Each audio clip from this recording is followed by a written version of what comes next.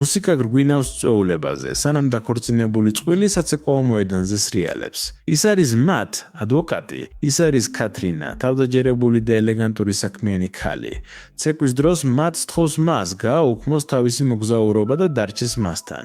კათრინა პასუხობს, რომ ლოს-ანჯელესში უნდა წავიდეს მნიშვნელოვანი სამუშაოს დასასრულებლად. მისი მეგობარი დეივიდ მოდის და ხუმრობს, რომ კათრინას მხოლოდ მასთან უყვარს ცეკვა. ის ეპატიჟება მას გრაციოზულად დასატრიალებლად და მადლობას უხდის მოწვევისთვის, მაშინ როცა მათ სამს შორის არსებული საერთო ისტორია იკვეთება. საუბარში ირკვევა, რომ ისინი განუყოფელნი იყვნენ უნივერსიტეტში და დეივიდ მასზე შეყვარებული იყო, თუმცა მან მათზე დაქორწინება არჩია, რაც ქმნის ჯუმს სამკუთხედს, რომელიც მუსიკის ფონზე ფეთქავს. დეივიდ განცალკევდება ზარის საპასუხოდ, როდესაც ბრუნდება, მისი სახე იცვლება. იუწყება, რომ ქაილ მეტფორდ საკუთარ სახლში მოკლეს. ყოყმანის გარეშე ის ტოვებს წვეულებას და გარბის ქაილ ის სახლისკენ, სადაც სასტიკ სცენას აწყდება. სისხლი ჯერ კიდევ სუფთაა და სიჩუმე მძიმეა, რაც ველური თავდასხმის განცდას ტოვებს. დეივიდ დეტალებს აკვირდება და ამტკიცებს, რომ დანაშაული ბოღმითა და შურისძიებით არის დაბადებული. ერთებს შორის ის პოულობს სისხლით გაჟღენთილ ძველ ნაჯახს, რომელსაც იდენტიფიცირებენ როგორც მკვლელობის იარაღს და დაუყოვნებლივ აგზავნიან თითის ანაბეჭდების ანალიზისთვის. ჭხრეკისას ის ხსნის პატარა ვერცხლის ყუთს, რომელშიც თმის ღერებია. წარწერა ჩინურ ენაზეა. ის ფრთხილად ინახავს მას, დარწმუნებული, რომ ის შეიძლება ვინმესკენ მიუძღვეს. დაძაბულობა იზრდება სახლის ბინჯში. ჩაინათაუნში დეივიდ ხვდება მეგობარს და ორივე სტუმრობს კაცს, სახელად მისტერ ვონგ. ისინი ეკითხებიან, გაიყიდა თუ არა ეს ყუთი იქოდესმე. ვონგ აკვირდება ლითონს და ხსნის, რომ ეს არის ძალიან დახვეწილი, იშვიათი ვერცხლი, რომელიც ნამდვილად გაიყიდა მის მაღაზიაში, თუმცა მყიდველი არ ახსოვს. ის ამატებს, რომ ასეთ საჩუქრებს მდიდარი მამაკაცები ყიდულობენ იმ ქალისთვის, რომელიც უყვართ. როდესაც თხოვენ ჩინური სიტყვის თარგმნას, ის ამბობს, რომ ეს ნიშნავს ჯეიძს, სახელს, რომელიც ისტორიის სათაურია. ცოტა ხნის შემდეგ, კათრინა მიემგზავრება ლოს-ანჯელესისკენ ხელში გაზეთით. ის კითხულობს ქაილ ის სიკვდილის შესახებ და მისი მზერა ზედმეტად დიდი ინტერესით ჩერდება. მასობაში მათ და დეივიდ ესწრებიან ქაილის დაკრძალვა სხვა ნაცნობებთან ერთად. ჩურჩულში მათ ეუბნება დეივიდს, რომ მათ აქვთ გადამწყვეტი შესაძლებლობა და საფუძვლიანად უნდა გამოიძიონ, რადგან საქმემ შესაძლოა ის რაიონის პროკურორის პოსტამდე მიიყვანოს. დეივიდ პასუხობს, რომ თანამდებობას არ ეძებს. ის ეძებს სიმართლეს სამართლიანობის აღსასრულებლად და მკვლელის დასაჭერად. საუბარი დახურული კუბოს თავზე დაძაბულ პაქტს ტოვებს. მეორე დღეს ოფისში პოლიციას ქაილის ნივთები მოაქვს. საქაღალდეებსა და კონვერტებს შორის ყველა გაკვირვებულია, როდესაც ხედავს კალიფორნიის გუბერნატორის ფოტოებს ქალთან კომპრომეტირებულ სიტუაციაში. ისინი ფიქრობენ, რომ ამ სურათებს შეუძლია დანაშაულის მოტივი ახსნას. დეივიდ იღებს ფოტოებს და გუბერნატორის ოფისში პირად საუბარს მოითხოვს. მათი დანახვაზე გუბერნატორი აფეთქდება და ქაილს საზღარ შანტაჟის უწოდებს. ამბობს, რომ ცნობილებს პროსტიტუციის ქსელს მართავდა და მათ მოგვიანებით შანტაჟისთვის აფიქსირებდა. ის ამბობს, რომ დაუშვა შეცდომები, როგორც ნებისმიერმა ადამიანმა სისუსტეებით, მაგრამ აფრთხილებს, რომ თუ დეივიდ ხმას ამოიღებს, ეს მისი დასასრული იქნება და ის კალიფორნიაში აღარ იმუშავებს. დეივიდ ბრუნდება და მისი უფროსი კლიფ უპირისპირდება, რადგან გუბერნატორი გაცოცხლებული დარეკა.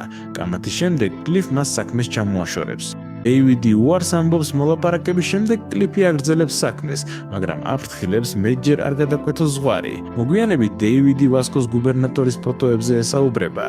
ვასკო ამჟღავნებს, რომ მას ჰქვია პატრის პროსტიტუცია, რომელიც ციხეში იჯდა. გარდა ამისა, ქაილს ჰქონდა სახლი შორეულ კუნძულზე, სადაც უკანონო საქმიანობები ხდებოდა. ვასკოს თან და სხვა დეტექტივთან ჰენდერსონთან ერთად ისინი მიემგზავრებიან საკუთრებისკენ. ისინი აღმოაჩენენ ფარულ კამერებს ყველგან. ბუხარში ისინი პოულობენ დამწვარ ფირს. ვასკო დარწმუნებულია, რომ ლაბორატორიაში შეუძლია მისი შინაარსის ნაწილის აღდგენა. ისინი კითხავენ ქაილის მეზობელს, უჩვენებენ ფოტოებს და კაცი პატრის ხშირ სტუმრად აიდენტიფიცირებს. შემდეგ ისინი მიყვებიან პატრის ჩაინათაუნის სილამაზის სალონამდე. ის მათ ამჩნევს, პანიკაში ვარდება და გარბის ხალხმრავალ ქუჩებში. დეივიდ ეწევა მას და მტკიცედ აჩერებს. პოლიციის განყოფილებაში ისყვირის და თავისი ადვოკატით იმუქრება, მაგრამ დეივიდ და ჰენდერსონ ახსენებენ, რომ ნახეს ის ქაილის სახლიდან გამოსული მრავალჯერ, გარდა იმისა, რომ გადაღებულია გუბერნატორთან. ისინი აფრთხილებენ, რომ თუ სკანდალი გავრცელდება, მასზე თიცხე იშვერენ. კალით პატრის ყველაფერს ყვება. ის გაიცნო ქაილ წვეულებაზე, მან იცოდა, რომ პროსტიტუცია იყო და შესთავაზა მისი მართვა, ბევრად მეც უხდიდა. ის საუბრობს იდუმალ ქალზე, სახელად ჯეიდ. მას არასდროს უნახავს სახეში, მაგრამ ერთხელ დაინახა ზურგით სახლიდან გამოსული. მან ბევრჯერ გაიგონა სახელი და ამტკიცებს, რომ ყველა პოლიტიკოსი, მათ შორის გუბერნატორი, სპეციალურად მას ითხოვდა. მან იცოდა, რომ მათი წერდნენ, მაგრამ ამბობს, რომ ვერ უჩივლებდა. ქაილ ამის უფლებას არ მისცემდა და გავლენიანი კაცებიც არა. და ის სიტყვა ბასრიდან ის მსგავსად რჩება. დაკითხვის შემდეგ დეივიდ მიდის, მაგრამ მისი მანქანა არ ემორჩილება. მუხრუჭები მწყობრიდან გამოდის. ის უკონტროლოდ კვეთს ასფალტს და ძალადობრივად ეჯახება.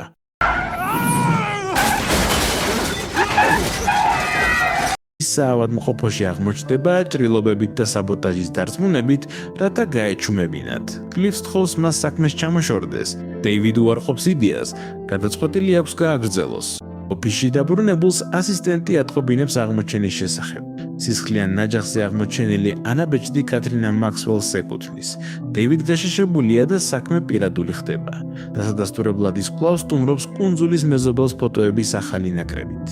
თითს უშვერს კატრინას და ამბობს, რომ ის იქ რამდენჯერმე ნახა.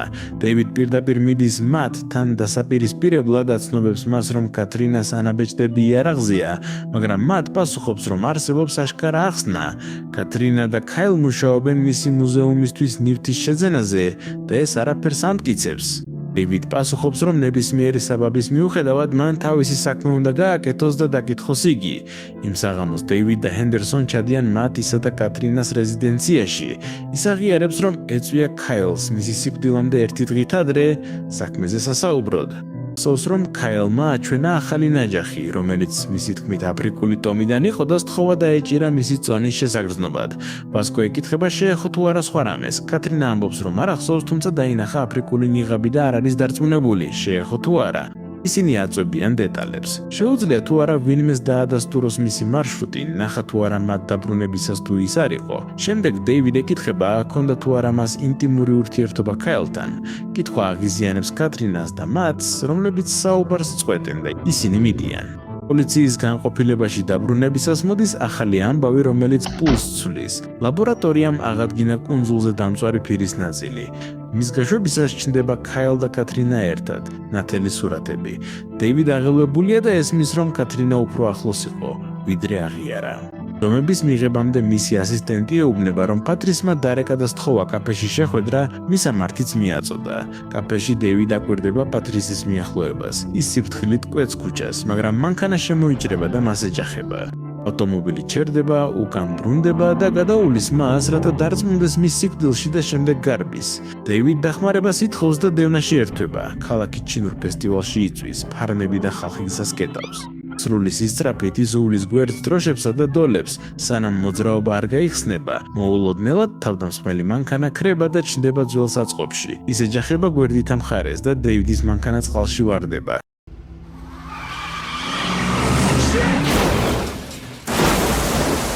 თავდამსხმელი სწრაფად გარბის და ცივკვალს ტოვებს. მოგვიანებით მორგში დეივიდ ხვდება ჰენდერსონზე. ჰენდერსონს აყვედურობს მას გაფრთხილებების იგნორირებისა და წინსვლისთვის. კამათი მწვავდება და დეივიდ ადანაშაულებს მას გუბერნატორისთვის საიდუმლოდ მოქმედებაში. გუნდთან შემდგომ შეხვედრაზე ჰენდერსონ მტკიცედ ამტკიცებს, რომ კატრინამ მოკლა ქაილ. მას არ აქვს ალიბი, მისი ანაბეჭდები ნაჯახზეა და ახლა არსებობს ვიდეო, მიუხედავად იმისა, რომ მან ურთიერთობა უარყო. სამატებს, რომ კატრინას აქვს სამი მანქანა და ერთი ემთხვევა იმ მოდელს, რომელიც გამოიყენეს პატრის ის გადასასვლელად. ამ ელემენტებით კლიფ გადაწყვეტს დაუყოვნებლივ დაიბაროს იგი და სამართლებრივი ალყა მასზე იკვრება. კატრინა მოდის მათთან ერთად, რომელიც მოქმედებს როგორც ქმარი და ადვოკატი. ისინი აჩვენებენ ვიდეოს ქაილთან ერთად. მათ განადგურებულია და აცხადებს, რომ ეს არ არის კატრინა, არამედ ვიღაც მასზე მსგავსი. ჰენდერსონ კითხულობს, სად იყავი გუშინ საღამოს, სად არის შენი შავი მანქანა და რა მდგომარეობაში იპოვეს ის. სწავლა პიკს აღწევს, როდესაც კატრინა აღიარებს, რომ ვიდეოში ქალი ის არის.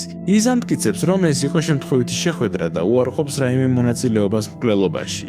ისინი ჯეიდის შესახებ კითხულობენ.